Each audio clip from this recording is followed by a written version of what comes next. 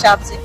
तो यहाँ पर हमारे जो पुरखा है उन्होंने लॉकडाउन पहले से ही करने का एक प्रतीक्षा, आप देखेंगे आषाढ़ से लेकर आषाढ़ सावन भादो 3 महीने किसी के गांव तक नहीं जाना, नहीं चलना, किसी से नहीं मिलना, किसी के यहाँ नहीं खाना, दूरी बना के रखना, ये निरंतर चल रहा है। तो हमारे पूर्वज, मुझे लगता है इस काम को बहुत पहले से ही हम लोगों के अंदर, ये पूरे समाज के अंदर है कि आषाढ़ सावन भादो नहीं जाना किसी के यहाँ। तो इससे भी प्रेरित होंगे हमारे जो लोग गांव में रहते हैं, वो बहुत अच्छी तरह से इसे कोरोना को अपने घर के अंदर नहीं आने देने का संदेश भी दे रहे हैं और काम भी कर रहे हैं। बेड़ो ग्राम वासियों समाज सेवियों के सेवा कार्य को देखते हुए पूर्व विधायक गंगोत्री कुजूर ने राहत सामग्री देकर इनका हौसला बढ़ाया।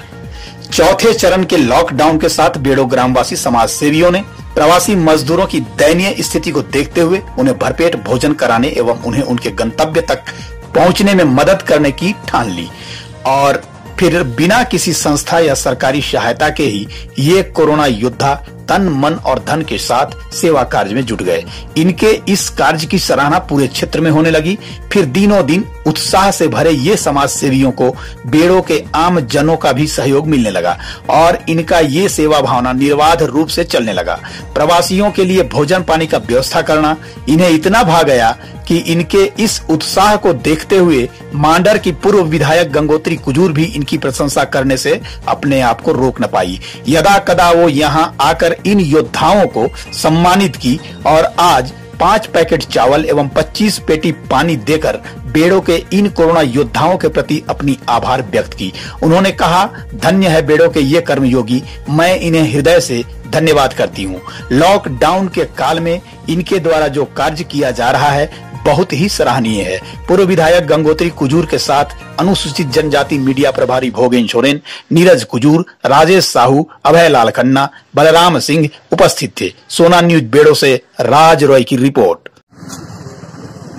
लगातार हमारे जो बेड़ो प्रखंड के अंदर ये कोरोना वॉरियर्स के तौर पे ये लोग जो काम कर रहे हैं, प्रवासी जब वापस हो रहे हैं तो उनके लिए भोजन की व्यवस्था NH के साइड में है और लगातार ये अपने ये से कर रहे हैं।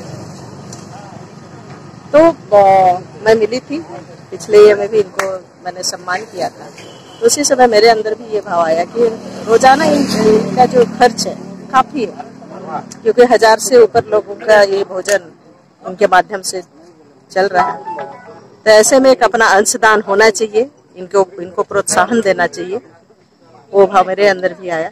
क्योंकि अभी तुरंत एक ये हुआ कि जब हमारा अंदर से दिल से जब ये बातें आती है कि नहीं, ऐसे समय में ऐसे लोगों को एक सामाजिक प्राणी होने के नाते सहयोग करना, तो जो सहयोग ये लोग कर रहे हैं सराहनीय कार्य है, नेक कार्य है और अनुसरणीय भी है।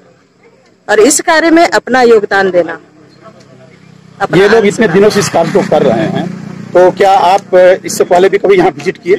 हाँ, ये इनके साथ मैं बोली तो आपसे 2-4 दिन पहले इनको मैंने सम्मानित किया था। मैं देख रही थी कहीं भी अपने मांडर विधानसभा क्षेत्र के अंदर कहीं भी ये कार्य नहीं हो पा रहा है और यहाँ पर हो रहा है। उस दिन भी मैंने कहा कि लगातार 8 वर्षों से मैं इस बात को पूरी तरह से ये कर रही हूँ कि बेड़ो ऐसा जगह है जो पवित्रता से भरा पड़ा, सभी के अंदर वो भाव है जो एक सामाजिक प्राणी के अंदर धर्म संस्कार संस्कृति से जुड़ा हुआ होता है। तो उनके अंदर हृदय से हृदय मिलने वाली बात कि दूसरों को दुख को देखकर अपने अंदर दर्द पैदा होना, तो उस भाव से इस काम को करना कि यदि मैं घर पे 2 जून का रोटी खा रहे हूँ और लोग ऐसे जा रहे हैं, प्रवासी ऐसे जा रहे हैं जो देखते हैं, हम लोग रोजाना देख रहे हैं पेपर के माध्यम से, टीवी के माध्यम से, बहुत सारे ऐसी बातें आती हैं जो देख के रोना आता है।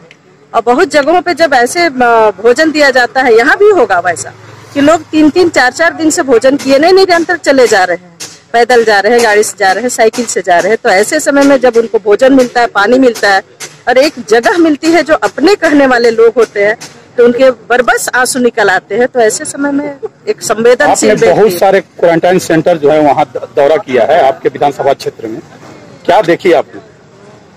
स्थिति क्वारंटाइन सेंटर का बहुत अच्छा नहीं है, ऐसा मैं कह सकती हूँ।